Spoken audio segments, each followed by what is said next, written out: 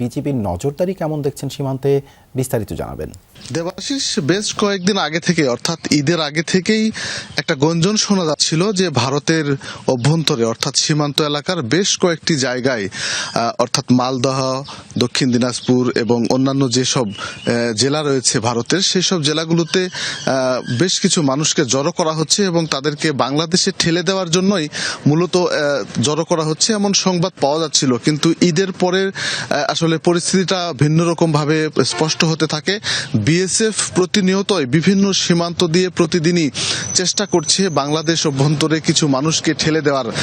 তারা যদিও বা দাবি করছে যে যাদেরকে ঠেলে দেওয়া হচ্ছে তারা বাংলাদেশি, কিন্তু বাংলাদেশের বর্ডার গার্ড অর্থাৎ বিজিবির পক্ষ থেকে বলা হচ্ছে যে যদি কোনো বৈধ কাগজপত্র সহ তাদেরকে শনাক্ত করা সম্ভব হয় তবেই বাংলাদেশের বিজিবি তাদেরকে গ্রহণ করবে, নচেত তাদেরকে গ্রহণ করা হবে না, এমনটি বলা হচ্ছে।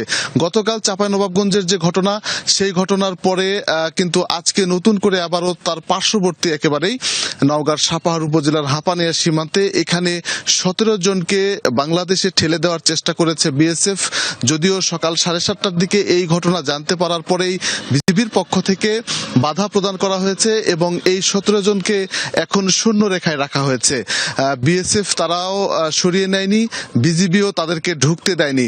এদিকে কিন্তু আরেকটি বিষয় স্পষ্ট হচ্ছে যে ভারতীয় সীমান্তরক্ষী বাহিনী বিএসএফ যে মানুষগুলোকে শূন্য রেখায় ঠেলে দিচ্ছে, বাংলাদেশের দিকে ঠেলে দিচ্ছে, এটিকে যেমন মানবাধিকার লঙ্ঘনের কথা বলা হচ্ছে, একই সাথে কিন্তু আন্তর্জাতিক সীমারেখার যে আইন রয়েছে সেই আইন লঙ্ঘন করে বিএসএফ এই ধরনের কার্যক্রম চালাচ্ছে বলে অভিযোগ করা হচ্ছে। স্থানীয়রা এবং বিজিবি কঠোর প্রহরায় তারা কিন্তু সীমান্তে অবস্থান করছে, কোনোভাবেই ঠেলে। ধন্যবাদ আপনাকে আমাদের সাথে যুক্ত হবার জন্য।